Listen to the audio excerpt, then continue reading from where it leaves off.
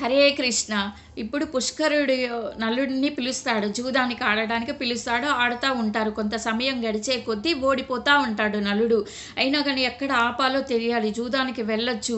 ఎక్కడ ఆపాలో తెలియకుండా వడ్డింది వడ్డినట్టు ఓడిపోతూనే ఉంటాడనమాట. అస్సలు ఆపడు నలుడు. ఇలా చూస్తున్న భటుడు అక్కడ రాజ్యంలో భటుడు ఉంటాడుగా. నలుడి యొక్క భటుడు వెళ్ళి దమయంతికి చెప్తాడు, అమ్మ ఇలా నలచక్రవర్తి జూదంలో కూర్చొని వడ్డింది వడ్డినట్టు ఓడిపోతున్నాడు, ఆపట్లేదు తల్లి, మీరు వెళ్ళి చెప్పండి, రాజ్యం కూడా పోయిద్ది అని చెప్పంగానే దమయంతి పరిగెత్తుకుంటూ వచ్చి నలుడిని చూస్తుంది అనమాట.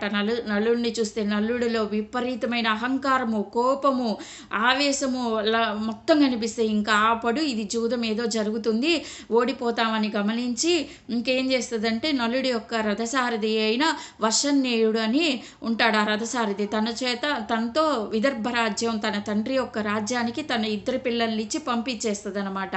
విదర్భ రాజ్యానికి వెళ్ళి తన పిల్లల్ని వదిలి వచ్చేలోపు ఆ రథసారథి మొత్తం ఓడిపోతాడు. రాజ్యం కూడా పోయిద్ది. పుష్కరుడు ఏం చేస్తాడంటే కట్టుబట్టలతో బయటికి వెళ్ళిపోండి రాజ్యంలో నుంచి అని చెప్తాడనమాట. ఇంకేం చేస్తారు, కట్టుబట్టలతో రాజ్యంలో నుంచి బయటకు వస్తూ ఉంటే రాజ్య ప్రజలు ఏమంటారో తెలుసా, అప్పటిదాకా మంచోడు అన్న నలుడిని రాజ్యం పోయిన తర్వాత రాజ్యాన్నే కాపాడుకోలేదు, తన భార్యనే కాపాడుకోలేదు, ప్రజల్ని ఏం కాపాడుతారు ఇలాంటి వాడు అని అందరూ నానా మాటలు అంటారు. తను ఇంకా రాజ్యంలో నుంచి బయటకు వచ్చి 3 రోజులైనా కనీసం పచ్చి మంచినీళ్ళు కూడా ఎవ్వరు ఇవ్వరన్నమాట. ఇంకా రాజ్యంలో నుంచి అరణ్యంలోకి వెళ్ళిపోతారు వీళ్ళిద్దరూ.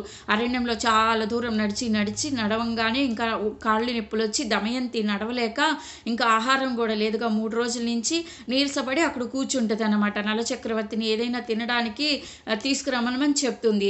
అక్కడ ఒక బంగారపు రంగులో పక్షులు ఉంటాయి అన్నమాట. పక్షులు భూమి మీద ఉంటే ఏవో తినటానికి ఉంటే వాటిని ఏం చేస్తాడంటే పట్టుకొని ఆ మాంసాన్ని తింటే సరిపోతుంది అనుకొని తన ఒంటి మీద ఒకే ఒక పంచె ఉంటుంది, ఆ పంచె తీసి ఆ పక్షుల మీద వేస్తాడు.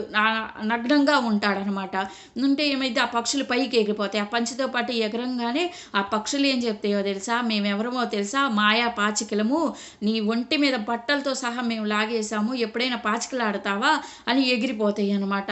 ఇలా నలుడు సిగ్గుతో చచ్చిపోతున్నట్టు బాధపడి ఏడుస్తాడనమాట.